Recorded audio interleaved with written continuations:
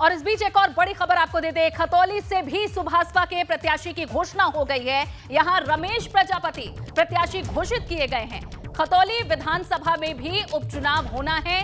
भाजपा के जो विधायक थे उनकी सदस्यता रद्द होने के बाद ये सीट खाली हुई। यहां भी उपचुनाव होना है और सुभाषपा ने इस सीट पर भी अपने प्रत्याशी की घोषणा कर दी है। इस वक्त की एक और बड़ी खबर, रमेश प्रजापति प्रत्याशी घोषित किए गए हैं सुभाषपा के। खतौली से सुभाषपा के प्रत्याशी की घोषणा हो गई है। मैनपुरी लोकसभा उपचुनाव में प्रत्याशी की घोषणा की गई और अब खतौली से भी सुभाषपा ने अपने प्रत्याशी को मैदान में उतार दिया है। रमेश प्रजापति हैं जो उनके प्रत्याशी बने हैं। ये एक और घोषणा खतौली उपचुनाव के लिए सुभाषपा ने कर दी है। खतौली में विधानसभा उपचुनाव होना है और इस पर सुभाषपा ने अपने प्रत्याशी की घोषणा कर दी है। रमेश प्रजापति हैं जो सुभाषपा के प्रत्याशी होंगे। इस वक्त की ये बड़ी खबर, जहां मैनपुरी उपचुनाव के बाद अब खतौली से भी सुभाषपा के प्रत्याशी का नाम सामने आ चुका है। रमेश प्रजापति प्रत्याशी घोषित कर दिए गए हैं सुभाषपा के खतौली विधानसभा उपचुनाव के लिए। मैनपुरी रामपुर खतौली सीट को लेकर डिप्टी सीएम ब्रजेश पाठक का बड़ा दावा सामने आया है। ब्रजेश पाठक ने कहा है भाजपा तीनों सीटें जीतेगी।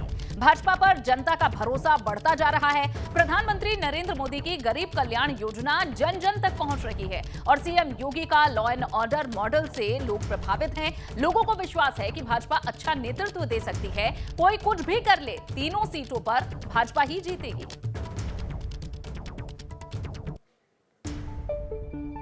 प्रदेश में अब 3 सीटों पर बाई इलेक्शन होना है। मैनपुरी की सीट है, रामपुर की सीट है और खतौली की सीट है। बीजेपी कह रही कि मैनपुरी में भी जीतेंगे, रामपुर में भी जीतेंगे, खतौली में भी जीतेंगे। कैसे जीतेंगे, क्या रणनीति होगी? हमारे साथ उप मुख्यमंत्री ब्रजेश पाठक जी। ये 3 सीटों पर उपचुनाव है। अभी तो आपने गोला का चुनाव जीता। सभी सीटों पर चुनाव जीतेंगे और भारतीय जनता पार्टी का जन समर्थन आशीर्वाद दिनों दिन बढ़ रहा है। आदरणीय प्रधानमंत्री नरेंद्र मोदी जी की गरीब कल्याण योजनाएं जन जन तक पहुंची हैं।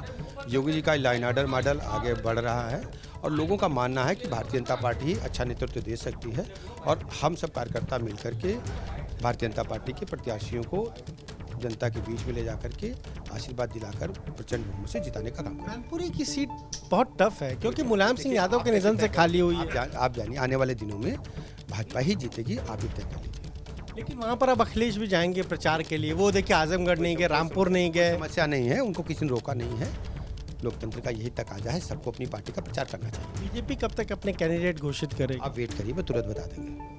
तो ये आपने सुना, क्या कहना है उप मुख्यमंत्री ब्रजेश पाठक का? साफ तौर पर कह रहे हैं कि कोई कहीं पर भी जाए प्रचार करने के लिए, बीजेपी को कोई मुश्किल किसी भी चुनाव में नहीं आने वाली और तीनों ही सीटों पर बीजेपी जीत हासिल करेगी। कैमरा प्रमुख के साथ अनवर शुक्ला, एपी गंगा, लखनऊ।